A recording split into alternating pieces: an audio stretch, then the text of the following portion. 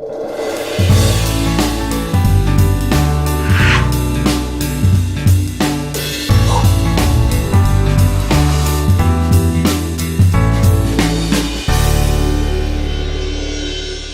honra estar com vocês hoje, conhecendo esta igreja. A minha igreja é aqui pertinho. Minha igreja fica 10 ou 15 minutos daqui, mas eu nunca tinha entrado aqui. Primeira vez que eu entro nessa igreja. Sempre passei em frente, sabia onde era, sabia que estava aqui essa igreja, mas nunca tive oportunidade. E agora então, graças ao reverendo Alex e ao JMC, estou tendo a oportunidade de estar aqui com vocês e conhecendo também o seminário acerca do qual eu ouço falar muito bem e que eu tenho recomendado a muitas pessoas que perguntam para mim onde devem estudar teologia.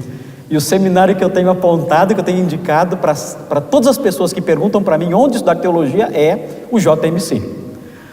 Então hoje é uma alegria poder estar mais perto de vocês, acerca de quem tem ouvido falar tão bem ao longo dos anos. E vai ser uma alegria também, pela graça de Deus, poder compartilhar com vocês um trecho da palavra de Deus que trata da obediência do rei, que é o tema desta noite, ou desta palestra, de uma das palestras desta noite.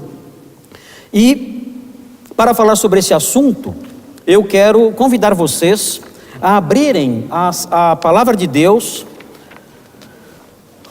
a Bíblia, na carta de Paulo aos Filipenses, num texto muito conhecido, especialmente dos seminaristas, que já estudaram Cristologia, certamente já no primeiro ano, e que vão aí acompanhar a leitura de Filipenses 2, versículos 5 a 11.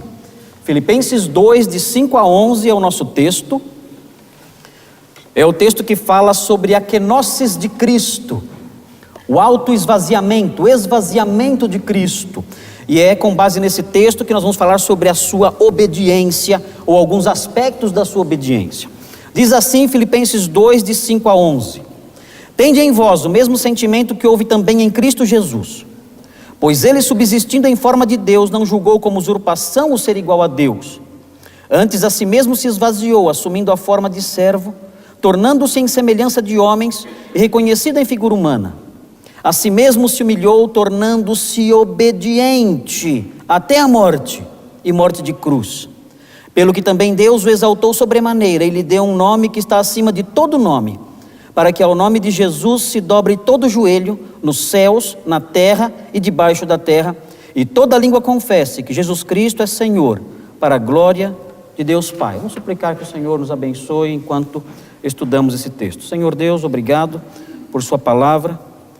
Obrigado pela palestra que já ouvimos, obrigado pelos desafios que ela representou em nossa vida, que ela não fique apenas na nossa lembrança, mas que ela produza transformações no nosso caminhar com o Senhor.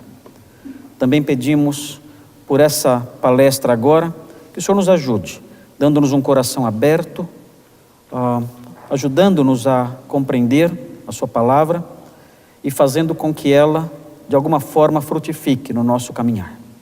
Pedimos isso, sob a sua dependência, nós nos colocamos agora, em nome de Jesus, amém.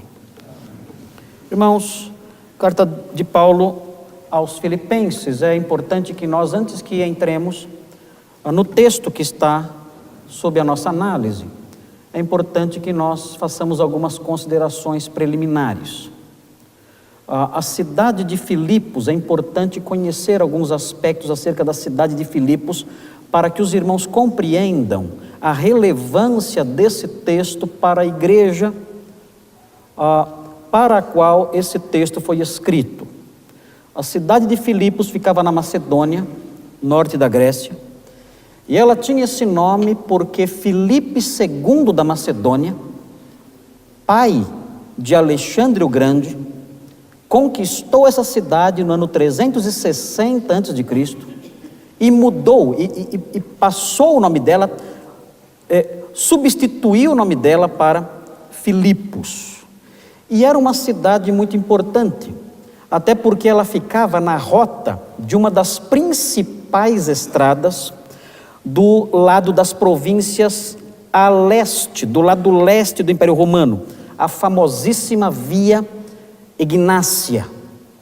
Essa estrada existe até hoje, inclusive com partes dela bem calçadas, até mais conservada do que a Fernão Dias, que eu pego todo dia, vai para casa, né?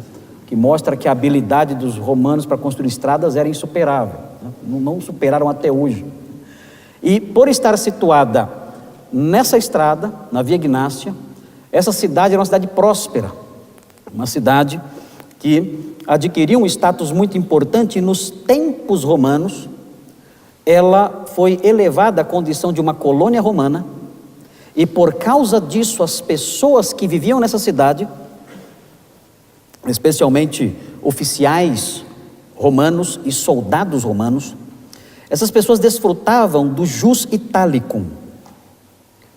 Elas eram cidadãs de Roma, ainda que vivessem longe de Roma, eram consideradas cidadãs romanas. Então, nessa cidade havia, no ar, no ambiente, havia uma certa disposição para o orgulho, para o senso de grandeza. Nós somos de Filipos, nós somos da colônia Júlia Augusta Filipense. Olha que nome bonito. Somos da colônia Júlia Augusta Filipense e somos cidadãos romanos. Alguns ali até falavam latim e se vestiam como romanos. E havia então esse sentimento de orgulho. O apóstolo Paulo fundou a igreja de Filipos durante a sua segunda viagem missionária. Ele não tinha planos de ir para lá, mas quando nós lemos Atos 16, versículos 6 a 12, nós aprendemos que ele teve uma visão. E nessa visão um homem macedônio apareceu diante dele e disse: passa a Macedônia e ajuda-nos. Ele então obedeceu a visão e foi. E aí então, trabalhando lá em Filipos, ele fundou a primeira igreja em solo europeu. A igreja de Filipos era a primeira igreja fundada em solo europeu. Anos depois, por volta do ano 62 talvez, quando o apóstolo Paulo estava preso em sua primeira prisão em Roma, o apóstolo Paulo escreveu a carta aos Filipenses. Nós sabemos que o apóstolo Paulo estava preso porque ele menciona as suas algemas no capítulo 1, versículo 7. Eu não vou ler agora. No versículo 13 ele também fala da sua prisão, ele fala das suas cadeias. No versículo 17 também do capítulo 1 ele fala novamente das suas cadeias. Então nós temos informações aqui no capítulo 1 de que ele estava preso, e muito provavelmente, ainda que existam outras teorias, teoria sobre prisão em Cesareia, em Éfeso, muito provavelmente ele estava preso em Roma, e escreveu então essa carta. Se ele estava preso em Roma, escreveu essa carta então por volta do ano 62, e ela foi escrita, irmãos, é interessante, porque a carta aos Filipenses foi escrita num tom de gratidão. O apóstolo Paulo estava contente porque havia recebido uma ajuda, um presente dos filipenses. Se os irmãos olharem no capítulo 4, os versículos 10 a 20, os irmãos vão ver a alegria do apóstolo Paulo, porque ele recebeu uma dádiva dos filipenses. E os filipenses tinham participado já outras vezes do sustento do apóstolo Paulo. E o apóstolo Paulo então escreve, alegre e satisfeito com essa igreja que o ajudava tanto. A carta aos Filipenses é uma das cartas do apóstolo Paulo que mantém um tom bastante sereno, alegre e amigável. A palavra alegria ou referências à alegria aparece diversas vezes em Filipenses, porque o apóstolo Paulo está bastante satisfeito com essa igreja.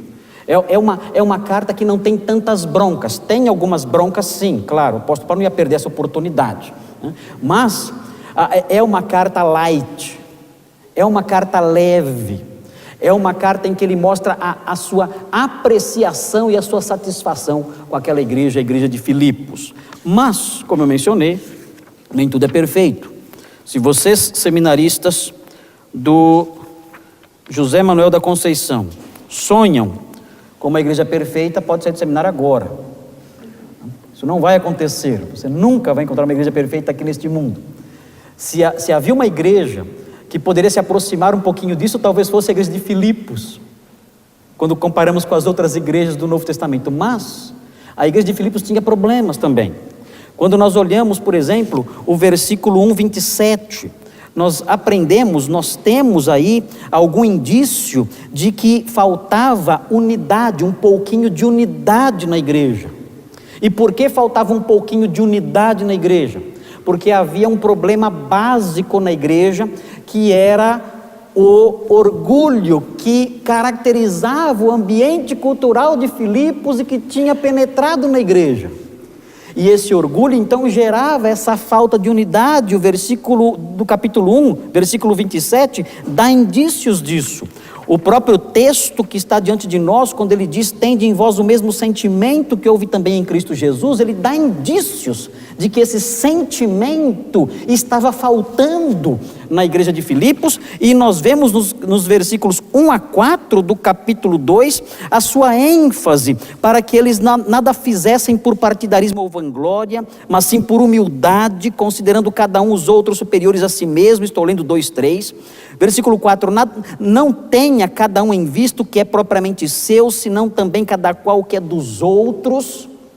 Isso tudo mostra que aqueles irmãos, eles viviam num ambiente também marcado pelo orgulho e por intrigas decorrentes desse próprio orgulho. É no capítulo 4:2 que nós temos uma alusão às conhecidas Evódia e Síntique, duas mulheres que não se davam bem. O texto diz no versículo 3:4:3, rogo a Evódia e rogo a Síntique, pensem concordemente no Senhor. Eram duas mulheres que brigavam. Hoje em dia as mulheres não brigam mais, mas naquela época, na época dos homens primitivos, as mulheres brigavam, tinham intrigas umas com as outras, não se davam bem nas igrejas, tinham problemas, eram crentes de verdade. Evódia e Síntique eram mulheres crentes, sérias, dedicadas no trabalho, mas não se davam bem. Uma talvez não gostasse do penteado da outra, uma achava a outra metida, alguma coisa assim, essas coisas que as mulheres falam, né? Enfim, né? Mas havia falta de unidade na igreja de Filipos, ainda que fosse uma igreja excelente. E outros problemas também. Quando nós vemos o capítulo 3, versículo 2, nós aprendemos que a igreja estava sendo ameaçada por aquela doença, aquele mal que não larga a igreja nunca, né? A ameaça dos falsos mestres. Acautelai-vos dos cães. Quem são os cães? São os falsos mestres, os cães, né? Uma alusão à sua impureza e ao seu perigo. Os cães, Calvino nas Institutas, no seu tempo também chama os falsos mestres de cães, e dizem que eles vivem a ladrar, a latir. Calvino era um pouco mais pesado do que o apóstolo Paulo. Paulo fala dos cães, ele fala que é cão, e ainda fala que late, é mais pesado ainda. E ele fala: acautelai-vos dos maus obreiros, acautelai-vos da falsa circuncisão. Havia o perigo dos falsos mestres rondando a igreja de Filipos. Mas o problema que preocupa mais o apóstolo Paulo, pelo menos nesse caso aqui, diferente do que acontecia em Colossenses, quando ele se preocupa mais com o problema da heresia, o problema maior que preocupa o apóstolo Paulo aqui era a questão da humildade naqueles irmãos. E como ele trata dessa questão? É interessante notar como ele trata dessa questão. Ele trata dessa questão usando a teologia. O texto da carta mais carregado, com a carga mais pesada, com a carga teológica mais pesada, é o texto que nós lemos, Filipenses 2, de 5-11. É o texto que tem a carga mais pesada de teologia aqui. E ele usa esse texto, um texto de cristologia complexa, um texto de cristologia elevada, profunda. Ele usa esse texto não para apresentar teorias teológicas, posições teológicas, para apresentar os seus insights cristológicos. Não, ele apresenta esse texto para resolver uma questão prática dentro da igreja. E aqui nós encontramos então o valor da teologia. Vocês que estão estudando teologia, vocês, os seminaristas em especial, valorizem esse estudo com todo o seu coração, porque é a teologia que vai servir para resolver os problemas da igreja que você vai pastorear. Se você não conhecer teologia, Você não terá ferramentas para solucionar os problemas da sua igreja. Você será como um engenheiro que não sabe fazer cálculos e vai seguir suas intuições. Vai tirar suas medidas e fazer os seus cálculos no olho. E o que vai acontecer com o edifício que você construir? Vai desabar. Muitos pastores dizem assim: eu sou pastor, não sou teólogo. Essa é uma das frases mais tolas que alguém pode dizer. Se você não é teólogo, você não pode ser pastor. É impossível.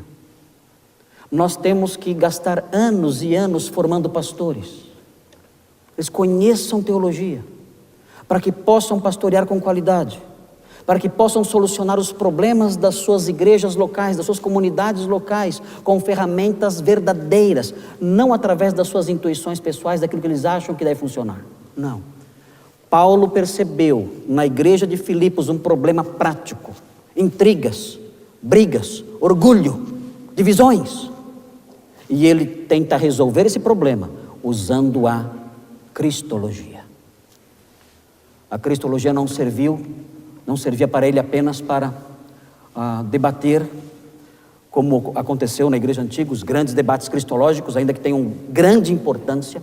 Nós não podemos perder de vista o seu aspecto vivencial, o seu aspecto prático, o seu aspecto aplicativo.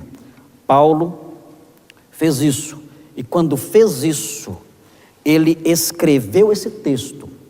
E ao escrever esse texto para lidar com essas questões, ele deixou transparecer no texto 3 verdades acerca da obediência de Cristo.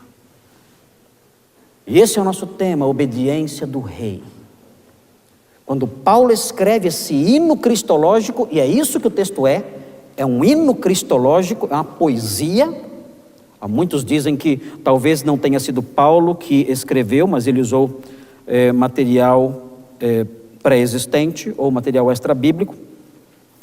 Se isso aconteceu ou não, isso não fere a doutrina da inspiração bíblica. A doutrina da inspiração bíblica admite o uso de material extra-bíblico. Vocês veem exemplos disso no Novo Testamento, os escritores usando material extra-bíblico para compor a palavra de Deus. Não tem problema, a supervisão do Espírito Santo admite que isso seja feito de forma inerrante, infalível.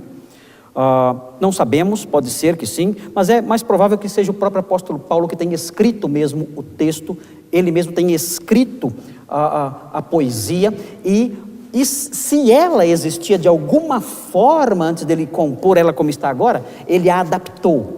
Pode ser isso, mas nada disso, como eu disse para vocês, nada disso fere o princípio da inerrância, da infalibilidade ou da inspiração. O fato é que é um hino inspirado por Deus, é um hino que o próprio Espírito Santo moveu o apóstolo Paulo a escrever, e nós estamos aqui então diante da palavra de Deus inerrante e infalível, e esse trecho mostra, ele traz, estão consubstanciadas nele 3 verdades sobre a obediência de Cristo. E eu gostaria que vocês me acompanhassem na medida em que nós formos detectando essas verdades. Nós temos quantos minutos? 40 minutos? 30 minutos? Não sei. 35. Então o pastor vai puxar meu paletó. Quando bater 35, o pastor Alex puxa meu paletó aí. Vamos deixar o passar do tempo. Eu costumo falar na minha igreja 1h20. É o meu tempo. Meu tempo é 1h20. Hoje eu vou tentar reduzir bastante, mas eu consigo falar tudo em 35 minutos aqui. Vamos seguir em frente então. A primeira verdade que vocês devem acompanhar aí está consubstanciada nos versículos 5 e 6. Prestem atenção na primeira verdade, é a seguinte: a obediência humilde de Cristo foi precedida por uma disposição sacrificial. Vou repetir. A obediência humilde de Cristo foi precedida por uma disposição sacrificial. Prestem atenção no que diz o texto, observem. O texto diz assim: tende em vós o mesmo sentimento, sentimento que houve em Cristo Jesus. Na realidade, essa tradução, traduzido aqui como sentimento, não expressa exatamente o que o texto está dizendo. o verbo fronel, que é usado aqui na forma froneite, eu posso falar assim para vocês, porque são seminaristas, vocês entendem o que eu estou falando. Esse verbo indica, dá a ideia de disposição mental, pensamento. Ou seja, ele está dizendo, tende em vós a mesma disposição mental que houve em Cristo. Ou seja, o Senhor Jesus, antes de obedecer, antes que houvesse obediência da parte dele, e falaremos mais dessa obediência na sequência do texto, antes que ele colocasse a sua obediência em prática, houve nele, dentro dele, uma disposição mental favorável a se sacrificar, a se dar. A obediência humilde de Cristo foi precedida por essa disposição mental de se sacrificar. Há outros tipos de obediência. Os pais que estão presentes em casa sabem que nem toda obediência ela é acompanhada de uma disposição mental favorável. Os filhos obedecem, mas obedecem de má vontade. E a obediência de má vontade, ela mais irrita o pai do que deixa o pai satisfeito. O pai até fala, quer saber? Deixa que eu faço, vai embora. Esse tipo de obediência, ainda que surta algum fruto, ainda que tenha algum resultado, é na realidade uma obediência que ofende, é obediência ofensiva. Ela não é acompanhada de uma disposição de coração. Mas o que nós vemos aqui no nosso rei, na beleza do nosso rei, na beleza do rei expressa em sua obediência, é a existência dessa disposição favorável ao sacrifício, essa disposição mental voltada para a humilhação e o sacrifício. O texto continua, tende em vós o mesmo sentimento que houve também em Cristo Jesus, pois ele, e aí vem um trechinho curioso, o texto diz, pois ele subsistindo em forma de Deus, note bem, Deus não tem forma, ainda que a palavra aqui seja morfé, Deus não tem forma, a palavra forma aqui, ela deve ser entendida como posição, ainda que ele ocupasse a posição de Deus, ou pode ser entendida como natureza. Essa palavra aparece novamente no versículo 7. O texto diz que ele assumiu a forma de servo. É exatamente a mesma palavra. E aí dando a entender então que ele assumiu a posição de servo, ou a natureza de um servo. O Senhor então, ele subsistindo em forma de Deus, ou existindo nessa natureza divina, e aí vem agora o conteúdo dessa disposição mental. O que havia na sua mente que o levou a obedecer? É importante que nós saibamos o que havia em sua mente que o levou a obedecer. O texto diz, ele não julgou como usurpação o ser igual a Deus. Era isso que havia na sua mente. A sua disposição mental tinha um conteúdo. E que conteúdo era esse? Ele não julgou por usurpação ser igual a Deus. Essa tradução da Revista Atualizada, ela não deixa as coisas muito claras para nós. O que significa isso? Não julgou como usurpação. Na realidade, o significado disso é o seguinte: ele não julgou que ser igual a Deus era algo a que ele devia se apegar para seu próprio benefício. Vejam a sua disposição mental prévia. Ele não julgou que deveria se apegar à sua posição divina, se apegar a isso para extrair disso benefício próprio. Essa é a disposição mental que precedeu a obediência do rei. Veja o 2:4, como isso tem que estar presente para que haja paz na igreja. O texto diz, não tenha cada um em vista o que é propriamente seu. Veja, não se apegue àquilo que você considera seu privilégio. É a atitude que teve Cristo, ele não se apegou à sua posição de glória divina. Ele não fez isso. E o texto diz: imite o Senhor Jesus, tenha isso como padrão. É isso que precede a obediência, é isso que leva um homem à obediência. Essa disposição de não se apegar àquilo que é privilégio seu. Você vê um exemplo disso no capítulo 2 ainda, nos versículos 19 a 21. Veja o que diz o texto, acompanhem na sua Bíblia. É um pastor aqui, é o exemplo de um pastor, o pastor Timóteo. Veja o que ele faz. Paulo diz assim: espero, porém, no Senhor Jesus, mandar-vos Timóteo o mais breve possível, a fim de que eu me sinta animado também, tendo conhecimento da vossa situação, porque a ninguém tenho de igual sentimento. Aqui não é a palavra sentimento que está em 2:5 não, aqui é outra palavra, é a palavra isopsion, é outra palavra grega, não é a palavra que está lá. Porque a ninguém tenho de igual sentimento, que sinceramente cuide dos vossos interesses. Vejam, Timóteo, ele tinha essa disposição mental de cuidar dos interesses dos outros, se desapegar dos seus privilégios. Aí o apóstolo Paulo mostra o contraste de Timóteo com outros mestres. Ele diz: pois todos eles, os mestres falsos, buscam o que é seu próprio e não o que é de Cristo Jesus. Ele mostra aqui o exemplo de alguém que tinha essa disposição como a de Cristo, de não se apegar aos seus privilégios. E essa disposição mental, ela antecede a obediência.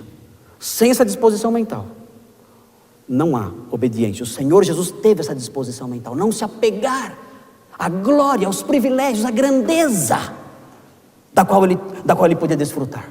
Não se apegou a isso. Se humilhou, abriu mão disso, e então foi obediente. O Senhor ordena que nós, cristãos, cuidemos uns dos outros. Visitemos os enfermos. Abramos mão de alguns privilégios que temos, do nosso tempo, do nosso lazer, do nosso dinheiro, para realizarmos algumas funções que devem honrá-lo, que servem para honrá-lo. Mas muitas vezes nós temos uma disposição mental que passa longe do desejo de sacrificar-se. E porque temos essa disposição mental diferente dessa do Senhor, nós não obedecemos. Sem essa disposição mental, não há obediência. E o Senhor mostrou a beleza da sua obediência ao revelar essa disposição mental de não se apegar aos seus privilégios. Uma vez uma senhora me telefonou para reclamar da igreja. Ela disse assim para mim: pastor, estou muito triste com as senhoras da igreja. Por quê? As senhoras são tão boazinhas. Porque eu fiquei doente e nenhuma veio me visitar. Nenhuma. E eu também não tinha ido. Pior era isso, né? Pior era isso. Fazia um café ruim para chuchu, eu falei: não vou lá não, estou fora. Enfim, eu lamento muito. Eu ouvi o choro dela, a lamentação dela. Aí no final da conversa eu perguntei para ela o seguinte: irmã, faz quantos anos que a senhora é membro da nossa igreja? Ela disse: uns 10 anos, né, pastor? Eu disse: e quantos irmãos doentes a senhora visitou nesses 10 anos? Tu.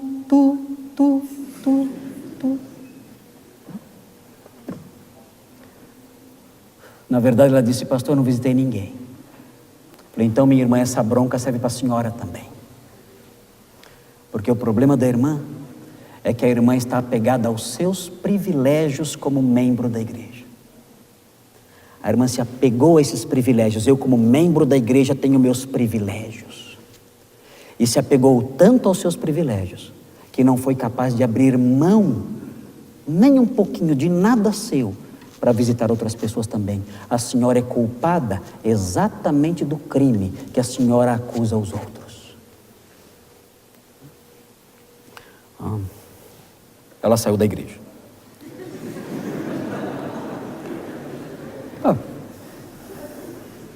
Fazer o quê? Não consigo agradar todo mundo, Ok.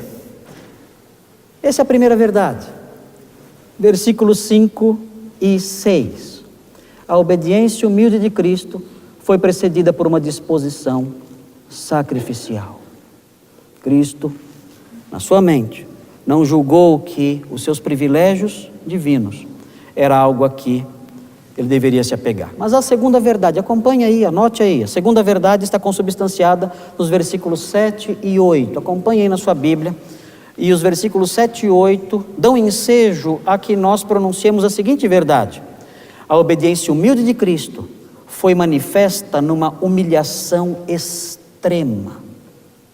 A obediência humilde de Cristo foi manifesta numa humilhação extrema. Vamos caminhar. Veja o que diz o texto. Versículo 7, o texto diz: antes a si mesmo se esvaziou. O que significa esvaziar-se? É aqui que nós temos a palavra, a alusão ao substantivo kenosis. Daí o nome das diversas teorias que os seminaristas aqui já estudaram, as diversas teorias kenóticas. Na minha época de seminarista havia uma teoria kenótica em voga, na década de 80. Havia a teoria kenótica que dizia que Cristo abriu mão dos seus atributos, de alguns dos seus atributos enquanto esteve aqui na terra. O atributo clássico que era mencionado na época era a onipresença. Então diziam, Cristo abriu mão da sua onipresença enquanto esteve aqui nesta terra. Assim diziam com base em Filipenses 2,7. Essa era a proposta daquela teoria kenótica. Ou diziam, olha, ele também abriu mão da sua onisciência, porque daquele dia e hora ninguém sabe, nem mesmo o filho. Aí diziam, está vendo? Durante o tempo em que ele esteve aqui, ele abriu mão da sua onisciência. Então Cristo se esvaziou, abrindo mão de alguns dos seus atributos divinos. O grande problema dessa teoria kenótica, que não é das piores, há piores do que essa, mas o grande problema dela é que ela não se encaixa no ambiente textual que estamos lendo. Esse texto não fala nada de atributos. Esse texto não fala nada de abrir mão de atributos. Esse texto fala do Senhor Jesus se despojar, ficar vazio, abrir mão de toda a sua glória, do desfrute da sua grandeza. Isso é esvaziar-se. É ele se despojar, abrir mão dos seus privilégios. Isso é se esvaziar. E nós falamos bastante sobre o esvaziamento de Cristo, mas lembrem-se, o apóstolo Paulo começa o texto dizendo, tende em vós o mesmo sentimento, ou seja, todos nós deveríamos nos esvaziar. A teoria kenótica bíblica, ela é extremamente vivencial, aplicativa. O Senhor se esvaziou, esvazie-se. O homem que é o contrário do homem esvaziado, que se esvaziou, é o homem cheio de si. Esse não se esvaziou, ele é cheio de si, ele é orgulhoso. E mais do que isso, ele não somente é orgulhoso, ele se apega àquilo que é seu e aos seus privilégios, e por isso não obedece. Não obedece ao Senhor.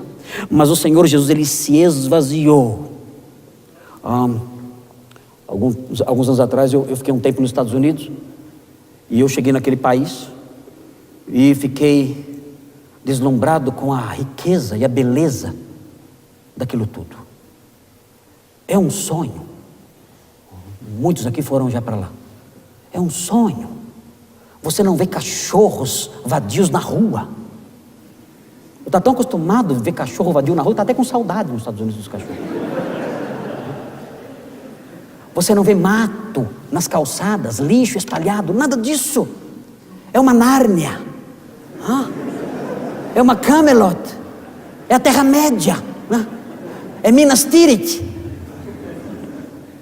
Coisa fantástica isso aqui. Isso não existe, é um sonho isso aqui. Eu não quero mais ir embora. Quando eu voltei, fiquei até deprimido. Fazer aconselhamento, não estava aguentando mais.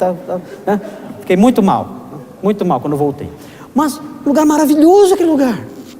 Tudo funciona, tudo é lindo, tudo é bem cuidado, limpinho, as coisas todas, as casas, tudo Maravilhoso, eu não queria mais ir embora. E aí um missionário que estava lá passando as férias, missionário americano, daquela região, New Jersey, estava lá e eu disse para ele: quando é que você vai aposentar e voltar para cá? Missionário no Brasil, né? Você deve estar contando nos dedos a hora de voltar, né? Para a sua terra, para voltar para esse lugar maravilhoso aqui para sempre. Falta muito para se aposentar? Ele disse: Marcos, na verdade, eu comprei o meu jazigo no Brasil. Eu falei: o quê? Em Mordor?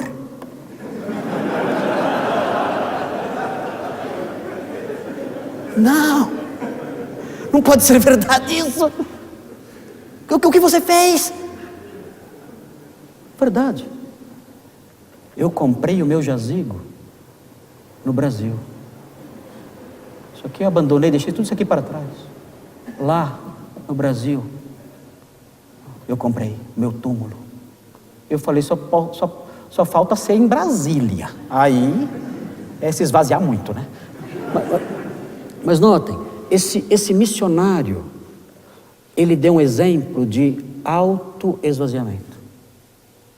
Ele abriu mão dos seus privilégios para servir ao seu Senhor, para obedecê-lo. Ele se esvaziou. Como foi que o Senhor se esvaziou? O texto vai explicar como o Senhor se esvaziou. E na sequência ele diz: a si mesmo se esvaziou, assumindo a forma de servo. Veja a palavra forma novamente. Ele assumiu a posição e a natureza de um escravo. Ele desceu da glória, do trono, do governo do universo, e assumiu a posição e a natureza de um escravo judeu. E o texto prossegue: ele tornou-se em semelhança de homens. Seminaristas, por favor, fiquem atentos para essas pegadinhas, né? Isso cai na prova. Quando fala semelhança de homens, pode sugerir a ideia de docetismo. Vocês sabem, seminaristas, o que é o docetismo? Aqueles teólogos que comiam muito doce, eram todos diabéticos. Certo? Não. Os docetistas, eles se apegavam, eles tinham esse nome por causa do verbo dokel, aparentar. E eles se apegavam à ideia de que Cristo tinha apenas uma aparência humana, era uma espécie de fantasma. Só parecia ser humano, especialmente no aspecto físico, corpóreo, mas não tinha um corpo físico de fato, não era humano de fato. Daí a palavra docetismo. Isso aflorou nos dias do Novo Testamento e cresceu bastante no segundo século. Na França, no século II, existiam mais de 800 seitas que propunham ideias docéticas, que ficaram conhecidas como o gnosticismo desenvolvido, mais desenvolvido no século II. Mas esse texto pode sugerir a ideia de que ele tinha apenas uma semelhança humana. Mas a palavra homoiomati, que aparece aqui, aponta para o fato dele ser exatamente igual aos homens. Não há docetismo aqui. E para fortalecer a ideia antidocética do texto, o versículo 7 conclui dizendo: e reconhecido em figura humana. A palavra figura é a palavra esquema, que se refere à forma física. O Senhor Jesus assumiu uma forma física, humana. Ele foi verdadeiramente humano. Isso significa, no caso do Senhor, se esvaziar. Abriu mão dos seus privilégios, da sua grandeza, da sua glória, e desceu aqui, não como homem comum, mas como um escravo. E ele então, diz o versículo 8, se humilhou. Paulo continua explicando o que é esvaziar-se. Veja o que é esvaziar-se. Ele então se humilha, tornando-se obediente. E aqui chegamos no elemento central. O Senhor se torna obediente. A obediência como sendo um dos fatores centrais no autoesvaziamento. Se você quiser se autoesvaziar, como Paulo ensina, não basta ser humilde, tem que ter uma obediência humilde e uma humildade obediente. E vejam a sequência. Agora, quando nós chegamos no versículo 8, nós nos deparamos com uma escada.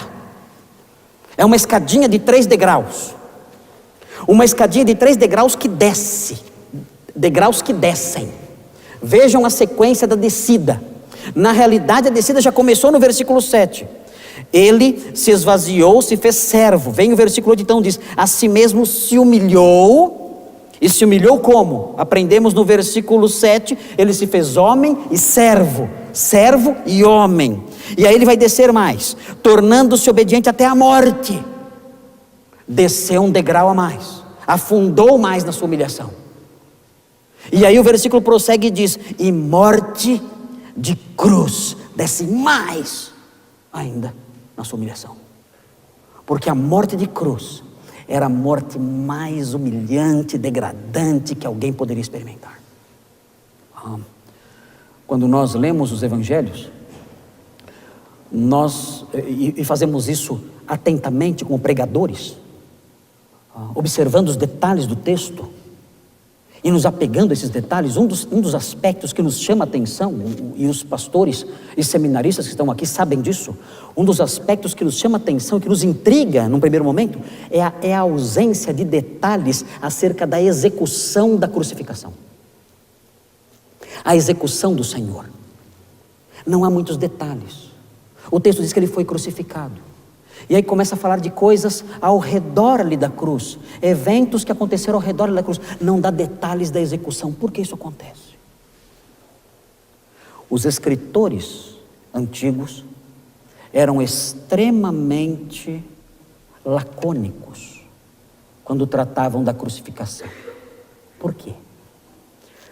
Muito simples. A crucificação era uma morte tão degradante e horrenda que as pessoas não gostavam de falar dela. Se alguma família tivesse um membro dela que tivesse sido crucificado, elas evitavam dizer isso. Elas diziam: olha, ele morreu, ele foi executado pelos romanos, mas evitavam dizer: ele foi crucificado. Tamanha a vergonha e o horror dessa morte. Eu poderia descrevê-la em alguns detalhes, mas isso não seria muito elegante aqui, e também o tempo não permitiria. Se você quiser ter uma noção do que era uma crucificação, entre no site da nossa igreja, www.igrejaredenção.org.br, e procure a palestra A Crucificação de Cristo, do médico, cientista e evangelista Leandro Boer. Ele vai dar detalhes da crucificação, e você vai ver o que ela é. Mas as pessoas naqueles dias evitavam até mesmo falar a palavra crucificação. Tamanho horror que ela evocava. Lembra um pouquinho o modo como os nossos pais, os nossos avós, se referiam ao câncer. Na minha época de criança, que não faz tanto tempo assim, a minha mãe, ela não falava a palavra câncer. Ela falava: tal pessoa está com uma doença feia. Ela está com uma doença ruim. Ela não dizia a palavra câncer, porque essa palavra causava certa repugnância nas pessoas. Assim também era com a crucificação. Então nós vemos aqui nesse texto, no versículo 8, esse degrau. O Senhor vai descendo os degraus da humilhação, até a humilhação máxima que um homem poderia experimentar. Ele sai da exaltação máxima, como ninguém jamais provou, e experimenta a humilhação máxima, como ninguém aqui jamais provará, jamais poderia provar. E o texto então diz que ele foi obediente. Note bem, o que significa nesse texto a palavra obediente? Ele foi obediente até a morte. O que significa ser obediente aqui nesse texto? Claro, O Senhor Jesus foi obediente à lei de Deus. O Senhor Jesus cumpriu toda a lei de Deus, ele foi obediente em cada detalhe da lei de Deus. Mas não é dessa obediência que o texto está falando. Esse texto está falando da obediência de Cristo no cumprimento das suas funções messiânicas. Atentos para isso. Cristo foi obediente no cumprimento de suas funções messiânicas. E ele foi obediente até a morte, porque entre as suas funções messiânicas estava a tarefa de dar a sua vida como propiciação pelo pecado. E ele então assumiu essa função. E sendo o Messias, ele obedeceu aquilo que estava imposto sobre ele na função que ele estava desenvolvendo. E morreu então em nosso lugar. É importante saber isso, porque os seminaristas aqui certamente vão enfrentar uma outra pegadinha. Em Hebreus, no capítulo 5. Em Hebreus 5, 8 e 9. Veja o que diz o texto. O texto diz assim: embora sendo filho, aprendeu a obediência pelas coisas que sofreu. Alguém pode pensar, então Jesus era desobediente e aprendeu a obedecer depois de sofrer bastante. É isso? Embora sendo filho, aprendeu a obediência pelas coisas que sofreu. Ele era um filho rebelde. Mas, como já diz a Bíblia, quem não vem por amor, vem pela dor. Não, a Bíblia não diz isso? Não, né? Dizem que diz. Mas ele sofreu e aprendeu a obediência. E aí então, os seminaristas ficam com o cabelo em pé na hora das provas, por causa de texto como esse aqui. Mais uma vez, esse texto aqui de Hebreus 8, assim como o texto de Filipenses, fala do crescimento de Cristo no cumprimento de suas funções messiânicas. Essa é a obediência de que fala aqui. Cristo cresceu no cumprimento de suas funções messiânicas. Aprender a obediência significa que ele teve uma experiência vivencial de ir cumprindo seus deveres como Messias até o ponto de completar essa tarefa e ser o Messias perfeito do ponto de vista funcional. É isso que significa esse texto, versículos 8 e 9 do capítulo 5. O Senhor fez isso, foi obediente na realização das suas funções. E nós vemos esse mesmo exemplo no versículo 30. Um pastor que realizou a mesma coisa. Vejam o versículo 30, falando sobre Epafrodito, que era pastor em Filipos. O texto diz: visto que por causa da obra de Cristo, Epafrodito chegou às portas da morte. Vejam, obediência no cumprimento das suas funções, uma obediência que o leva até as portas da morte, e se dispor a dar a própria vida para suprir a vossa carência de socorro para comigo. Um pastor que imitou Cristo, sendo obediente não só aos aspectos morais da palavra de Deus, mas sendo obediente àquilo que diz respeito ao seu chamado ministerial. O trabalho pastoral, seminaristas queridos,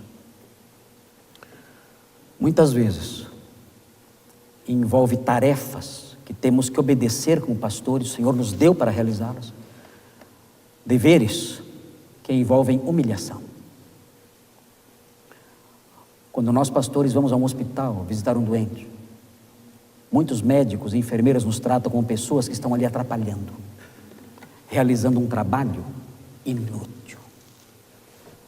E nós sentimos o desprezo, a zombaria velada, a irritação de pessoas que olham para nós como que dizendo: vocês estão aqui nos atrapalhando, nós estamos fazendo um trabalho útil e vocês estão aqui realizando trabalhos inúteis, fazendo a gente perder tempo. Nós percebemos o desprezo e a humilhação quando realizamos os nossos trabalhos. Você, seminarista, está disposto a ser obediente à obediência ministerial, assim como o Senhor, e ser obediente ao ponto de ser humilhado? O Senhor Jesus foi obediente no seu ministério, no cumprimento das suas funções messiânicas, e foi humilhado porque foi obediente até a morte. Muitas vezes, quando cumprimos nossas funções pastorais dentro da igreja, somos humilhados pelas nossas próprias ovelhas. Quando temos que admoestá-las, discipliná-las. Somos humilhados e desprezados por elas, porque cumprimos a nossa função. Muitos pastores covardes deixam de cumprir a sua função para não serem humilhados e desprezados. E se essa é a disposição que há no seu coração de fugir da humilhação e do desprezo, no cumprimento de suas funções, saia do seminário, você está no lugar errado. O pastorado é para homens corajosos, para homens que cumprem a sua função, mesmo que isso tenha um preço alto, o preço da humilhação. Alguns anos atrás, poucos anos atrás, recebi a notícia através de um pastor coreano, amigo meu, pastor que nasceu na Coreia do Norte, diferente da Coreia do Sul, que é onde o evangelho é conhecido. A Coreia do Norte o evangelho é proibido. E ele falou, ele é da Coreia do Norte, ele recebeu a notícia de que uma empreiteira estatal, claro, tinha que ser estatal, abrindo uma estrada, encontrou, enquanto abria um túnel, encontrou uma igreja subterrânea. E imediatamente os funcionários tiveram que comunicar às autoridades. E o pastor foi preso. O pastor foi preso no cumprimento dos seus deveres, em meio à sua obediência ministerial. E a ordem das autoridades foi a seguinte: passem sobre ele com o rolo compressor. E foi assim que ele morreu, esmagado. É dessa obediência que Paulo fala aqui. É a obediência ministerial, de alguém que vem e cumpre as suas funções, mesmo quando isso tem um custo elevado. E finalmente, pastor, quantos minutos? Já acabou. Mais um minuto? Mais um minuto. Não vou chegar a 1h20. A obediência humilde de Cristo foi galardoada com exaltação. Eu gosto mais dessa parte. A obediência humilde de Cristo foi galardoada com exaltação. Os versículos 9 a 11 mostram isso. Pelo que também Deus o exaltou sobremaneira e lhe deu o nome que está acima de todo nome. Alguns dizem que esse texto de Filipenses é um texto em V. Como assim um texto em V? Por quê? Alguns já acertaram já. Eu vi você fazendo o gesto aí. É o texto em V. O texto desce e depois sobe. J.H. Merle d'Aubigné, um grande historiador da Reforma Protestante, disse que a trajetória da igreja deve ser semelhante à trajetória do seu Senhor. Da manjedoura para a cruz. Da cruz para a coroa. O evangelho moderno fala da manjedoura para a coroa. Mas esse não é o processo de Deus, de glorificação. É da manjedoura para a cruz. E da cruz para a coroa. O Senhor galardoa com exaltação o seu servo que é obediente. Claro que todo crente vai para o céu. Nós cremos na preservação e na perseverança dos santos. Somos calvinistas? Amém? Amém. E não somos pentecostais. Se fôssemos, o grito seria mais forte.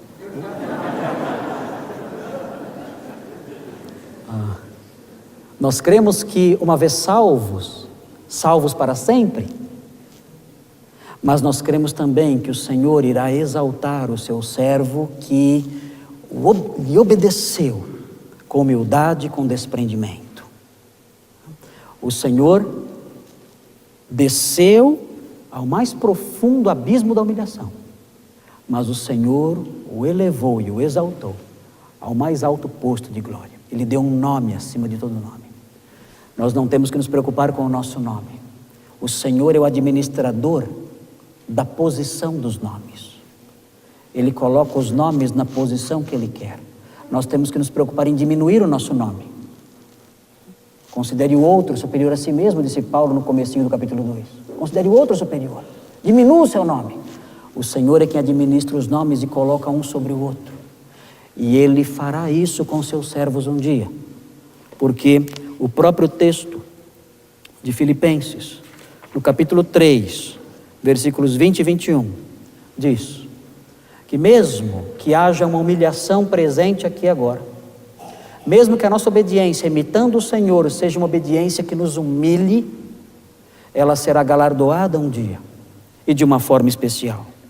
Pois a nossa pátria, diz 3:20, está nos céus, de onde também aguardamos o Salvador, o Senhor Jesus Cristo, o qual transformará o nosso corpo de humilhação, para ser igual ao corpo da sua glória.